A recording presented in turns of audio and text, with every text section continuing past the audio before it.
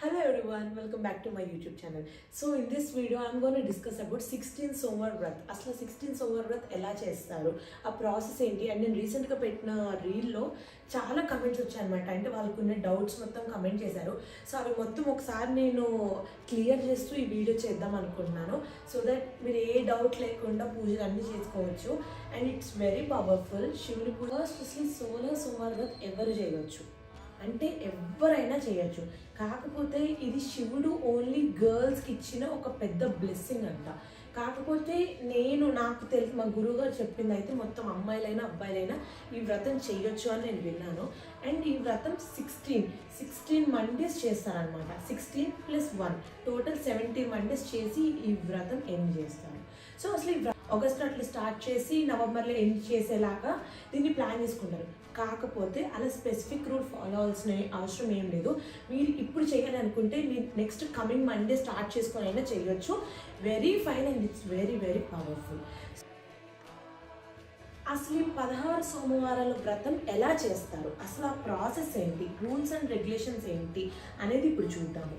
First rules and regulations ఏంటంటే ఈ 16+7 17 కదా, టోటల్ ఈ 70 మండేస్ కూడా మనము నాన్ వెజ్ తినకూడదు అండ్ ఆల్సో ఎటువంటి సాల్ట్ పదార్థం ఆర్ కుక్డ్ ఐటమ్స్ తినకూడదు. You can eat fruits or milk, only ఆ వాటర్ ఐటమ్స్ జ్యూసెస్ ఏవైనా తీసుకోవచ్చు. అండ్ ఆల్సో పొద్దున ఫర్ ఎగ్జాంపుల్ నేను నెక్స్ట్ మండే ఫస్ట్ మండే వ్రత్ స్టార్ట్ చేసినప్పుడు మార్నింగే లేచి బాత్ చేసి మీరు నార్మల్గా పూజ చేసుకొని ఆ శివ పార్వతులకి దండం పెట్టుకోండి. దట్ మేము ఈ రోజు నుంచి పూజ స్టార్ట్ చేస్తున్నామని. వన్స్ పూజ స్టార్ట్ అయిన తర్వాత ఈవినింగ్ ప్రదోషక సమయం అంటే 5:30 తర్వాత ఆ టైంలోనే పూజ చేయాలి. ఎట్లా చేస్తారు పూజ అంటే ఫస్ట్ ఒక శివలింగాన్ని తయారు చేసుకొని, ఆ శివలింగం ఎట్లా అంటే పుట్టమట్టినే వాడాలి. పుట్టమట్టి అంటే మీకు లైక్ వెరీ సాక్రెడ్ శాండ్ అనేది యూజ్ చేయండి ఎప్పుడైనా, మీకు విలేజెస్లో దొరుకుతుంది. సో ఆ శాండ్తో మనం ఒక శివలింగాన్ని తయారు చేసుకోవాలి. ఆ శివలింగాన్ని తయారు చేసి షోడశోపచార పూజలు శివునికి చేసి తర్వాత రుద్రాభిషేకం చేసి తర్వాత మనం వ్రత కథలు అవన్నీ చదువుకొని, యాక్చువల్లీ ఇట్లా మీరు కావాలంటే ఈ వ్రత బుక్స్ కూడా ఉంటాయి, ఈ వ్రతం బుక్స్. ఆ బుక్స్లో ప్రతి ప్రొసీజర్ ఉంటుంది. అంటే ఇప్పుడు మనం ఈవినింగ్ 5:30 తర్వాత స్టార్ట్ చేసినప్పుడు ఎలా చేయాలి, ఫస్ట్ గణపతి పూజ చేయాలి. ఏ పూజకైనా గణపతి పూజ మ్యాండేటరీ కాబట్టి ఫస్ట్ గణపతి పూజ చేయాలి. గణపతి పూజ చేసిన తర్వాత శివ పార్వతులకి షోడశోపచార పూజ చేసిన తర్వాత రుద్రాభిషేకం, అందులోనే ఆ 5 ఐటమ్స్ అంటే ghee, milk, cow milk, cow ghee, honey, sugar and any fruits. So ఈ 5 ఐటమ్స్తో మీరు రుద్రాభిషేకం అనేది ఆ శివుడికి చేయొచ్చు. అండ్ ఇంకొకటి ఏంటంటే ఈ రుద్రాభిషేకం అనేది షోడశోపచార పూజ చేస్తాం కదా శివుడికి, అందులో ఉంటుంది స్టెప్స్ బై స్టెప్స్ ఏ మంత్రం చదివి ఏం చేయాలి అని చెప్పేసి ఉంటుంది. ఇందులో మెయిన్ ఇంపార్టెంట్ పాయింట్ ఏంటంటే రుద్రాభిషేకం ఆ శివలింగం తయారు చేయడం ఒకటి. అండ్ ఆల్సో ఆద్యాలు ఇవ్వాలి మనం ఎవరెవరికి, పార్వతి, వినాయకుడు, కుమారస్వామి, నంది, ఇట్లా ఒక 8 ఇవ్వాలన్నమాట. అది కూడా బుక్లో రాసి ఉంటుంది. అది ఇంకొక మెయిన్ ఇంపార్టెంట్ పాయింట్. ఇంకొకటి ఏంటంటే ప్రసాదం. ఏం ప్రసాదం పెట్టాలి స్వామివారికి, నైవేద్యంగా ఏం పెట్టాలంటే మీరు ఏవేవో పెద్ద పంచభక్ష పరమాన్నాలు ఏం పెట్టక్కర్లేదు.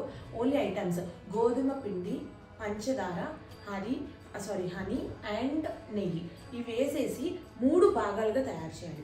ఒక భాగం భక్తులకి, ఒక భాగం మనకి, ఇంకొక భాగం యానిమల్స్కి. ఇట్లా 3 భాగాలుగా చేసి తర్వాత పూజ అయిపోయిన తర్వాత భక్తుల ప్రసాదం భక్తులకి, మనకని పెట్టుకున్న మనకి ప్రసాదం నెక్స్ట్ ఇంకొకరి కుక్కలకు కానీ లేకపోతే బర్డ్స్కి కానీ దేనికైనా పెట్టచ్చు. అలా పెట్టాలి. ఇది మెయిన్. తర్వాత ఇది అట్లా అయిపోయిన తర్వాత పూజ అయిపోయిన తర్వాత ఈ ప్రసాదం అనేది పెట్టచ్చు.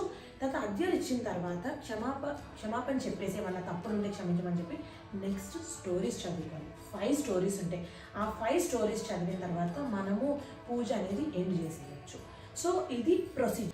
అండ్ ఇంకొక మెయిన్ పాయింట్ ఏంటంటే ఇందులో ఎప్పుడైనా మీరు ఈ వ్రతమే కాదు ఏ వ్రతం చేసినా కూడా second Monday or second day అనేది ఎప్పుడూ కూడా ఏ పొరపాటున వల్ల కూడా ఆగిపోకూడదు. మీరు కంటిన్యూస్గా కాన్సిక్యూటివ్ 2 days అనేది చేయాల్సిందే. ఇన్ కేస్ సెకండ్ మండే కనుక గ్యాప్ వస్తే you have to restart again. అదొక మెయిన్ పాయింట్. అండ్ ఇంకోటి ఏంటంటే పూజ కంప్లీట్ అయిపోయిన తర్వాత తాంబూలం ఇవ్వండి. ఆ తాంబూలం అనేది అమ్మాయికి ఇవ్వాలి, ముత్తైదుకి ఇవ్వాలని అట్లేం లేదు. మీ మనసుకి ఒక మంచి మనిషి ఎవరైనా సరే అబ్బాయి అయినా అమ్మాయి అయినా మంచిగా బ్లెస్ చేసే వాళ్ళు అనుకుంటే వాళ్ళకి తాంబూలం ఇవ్వచ్చు. And also most important thing parents blessings అనేది తీసుకోండి. నేను ఎప్పుడు చెప్తూ ఉంటాను, ఏ వ్రతంలో అయినా పేరెంట్స్ బ్లెస్సింగ్స్ అనేది చాలా ఇంపార్టెంట్. మీ పూజ ఏదన్నా తప్పులు ఉన్నా కూడా మీకు ఆ ఫలితం 60% వస్తుంది. అంటే పేరెంట్స్ బ్లెస్సింగ్స్ ఉంటే 120% వస్తుంది. సో పేరెంట్స్ బ్లెస్సింగ్స్ అనేది తప్పకుండా తీసుకోండి.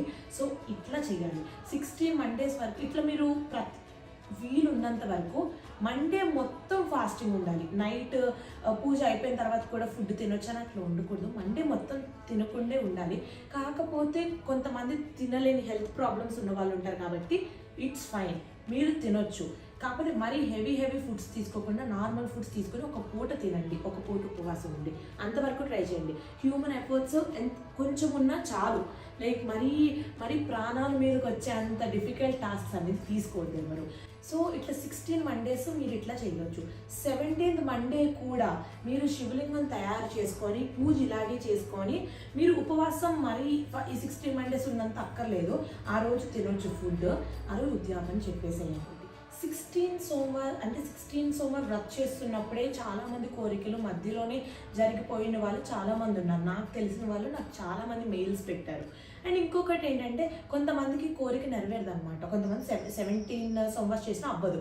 వాళ్ళు ఎట్లా అంటే అయ్యో నేను ఇంత కష్టపడి ఇంత నిష్ఠగా ఇంత చేశాను కాకపోతే ఇంకా అవ్వలేదు అంటే అది రైట్ టైం కూడా కావాలి. మీరు అనుకున్న కోరిక ఒక రైట్ టైంలో జరగకపోయినా దానికి మీరు కోరుకున్నంత వాల్యూ కూడా ఉండదు. సో దానికి మీరు హోప్స్ అన్నీ వదిలేసుకొని అయ్యో ఇలా అయిపోయిందని ఎప్పుడూ బాధపడదు. హ్యూమన్ ఎఫర్ట్స్ పెట్టిన తర్వాత వేస్ట్ అస్సలు అవ్వవు. అదైతే చాలా గట్టిగా నమ్మండి మీరు. అండ్ ఇంకొక పాయింట్ ఏంటంటే చాలామంది, ఇది చాలా సాడ్ పార్ట్ ఏంటంటే చాలామంది భయపడుతున్నారు. ఏంటంటే అయ్యో శివుడు కదా చాలా నిష్ఠగా ఉండాలి, ఏదైనా తప్పు చేస్తే ఆగ్రహిస్తారు. నాకు తెలిసినంత వరకు, నాకు మా మమ్మీ చెప్పినంత వరకు అయితే ఎప్పుడైనా పూజ భక్తితో చేయండి. ఏదో ఒక 2 వాటర్ డ్రాప్స్ తక్కువ వేసినందుకో లేకపోతే పాలు ఇలా పోసినందుకో ఆగ్రహించరు. అసలు మీరు ఈ వ్రతం చేయాలి అనుకోవటం ఆ సంకల్పమే చాలా గొప్పది. అంత సంకల్పం తీసుకున్నారంటేనే ఆ శివుడు మీకు ఛాన్స్ ఇచ్చారు. పార్వతీదేవి తప్ప ఎవ్వరూ శివలింగాన్ని తయారు చేయలేరు. అందుకే మనం ఫస్ట్ ఆ శివలింగాన్ని తయారు చేసేటప్పుడు పార్వతీ మాతను బ్లెస్ అడుగుతాం. తల్లి ప్లీజ్ నాకు ఈరోజు నేను చాలా ఫోకస్డ్గా శివలింగాన్ని తయారు చేసుకొని స్వామి వారిని నేను పూజించుకుంటున్నాను అని చెప్పేసి మనం అడగాలంట శివలింగం తయారు చేసేటప్పుడు. అప్పుడు ఆమె మీరు నిజంగా నిష్టగా చేయగలుగుతారు అనుకుంటేనే ఆమె మీకు ఆ పర్మిషన్ అనేది ఇస్తుందంట. సో అందుకే ఎప్పుడైనా కూడా ఈ చిన్న విషయాలు కూడా ఇట్లా అనుకొని నిష్టగా చేయాలని భయపడిపోయి సగం మంది మానేస్తున్నారు చేయడం. అసలు మీరు చెయ్యండి, ఆగ్రహించి ఏం చేస్తారు? పేరెంట్స్ కోప్పడితే ఏం చేసేస్తారు? ఏమన్నారు, మనం మంచిగా ఉండాలన్నట్టు నచ్చ చెప్తారు. ఇది కూడా దేవుడు కూడా అంతే. కాబట్టి ఎప్పుడు కూడా మీరు ఆ నెగిటివ్ థాట్స్కి వెళ్ళిపోయి నాకు చాలామంది ఇది అసలు ఈ క్వశ్చన్ నాకు ఎందుకు ఇన్నిసార్లు వస్తుందో తెలియట్లేదు. ఒక 10-15 మెయిల్స్ వచ్చాయి అండ్ నాకు ఏం చెప్పాలో అర్థం కావట్లేదు. బట్ అస్సలు భయపడద్దు, శివుడికి ఏమీ లేదండి. ఒక్క స్పూన్ నీళ్ళు వేసినా కూడా బిల్వపత్రాలు ఇట్లా చూడుకొని ఇట్లా వేసేసినా కూడా ఆయన ఆనందం బోలాశంకరుడు ఇమీడియట్ కోరిక తీర్చేశారంట. అలాంటి బోలాశంకరుడు ఇట్లా చిన్న తప్పులకి ఏమనుకోండి, లాస్ట్లో మనం షోడశోపచార పూజ చేసేటప్పుడు క్షమాప్రార్థన చెప్తాము. సో మనం అక్కడ ఆయన క్షమిస్తారు 100%. కాబట్టి చేసే కొంచెం పూజ అయినా ఎంతైనా నిష్ఠతో చేయండి. నిష్ఠతో చేస్తే 100% రిజల్ట్ అనేది ఉంటుంది. సో మీకు ఇంకా ఏమైనా డౌట్స్ ఉంటే నేను కింద కమెంట్ చేయండి, నేను ప్రతి దానికి ఆన్సర్ ఇస్తాను. And immediate next Monday start చేయండి. It's not very difficult. And ఇంకొకటి ఏంటంటే నేను ఈ బుక్ ఉంది కదా, ఆ బుక్ నేను మీకు పీడిఎఫ్ లింక్ కానీ బుక్ లింక్ కానీ పీడిఎఫ్ కానీ ఇంకా నేను పెడతాను. అండ్ ఆల్సో కొంతమంది నాకు మంత్రాలు రావండి నేను ఎలా చదవాలి అని అంటున్నారు. సో మంత్రాలు వచ్చినంత వరకు చూసి చదవడానికి ట్రై చేయండి. రాదు అన్నప్పుడు మీరు ఆ రుద్రాభిషేకం చేస్తూ ఉంటారు కదా, ఓం నమః శివాయ. ఈ బీజమంత్రం అనేది చాలా పవర్ఫుల్. అన్ని మంత్రాల కంటే ఈ బీజమంత్రం చాలా పవర్ఫుల్. సో అది అనుకుంటూ చేయండి. ఆ నామస్మరణ అనేది ఆపొద్దు. మీరు ఆపకుండా చేస్తే ఫలితం కూడా పక్కా ఉంటుంది. అండ్ ఎప్పుడు కూడా చేస్తే మీ మనస్ఫూర్తిగా మీరు పూజ అయిపోయిన తర్వాత చాలా హ్యాపీ ఉండాలన్నమాట. వావ్ నేను నా 100% ఇచ్చి చేశాను. ఈవెన్ దో మీరు ఏదో ఒక ఉపవాసం ఉండలేదు, ఇన్ కేస్ ఉపవాసం ఉండలేదు, బట్ నేను నా మనస్ఫూర్తిగా చేశాను, దేవుడికి ఇంకా 100% ఇచ్చాను అనే ఇమాజినేషన్, నేను ఇవ్వాలి అనే పాయింట్లోనే ఉండండి. ఉంటే మీకు రిజల్ట్ అనేది తప్పకుండా వస్తుంది. So that's all. Thank you so much for watching.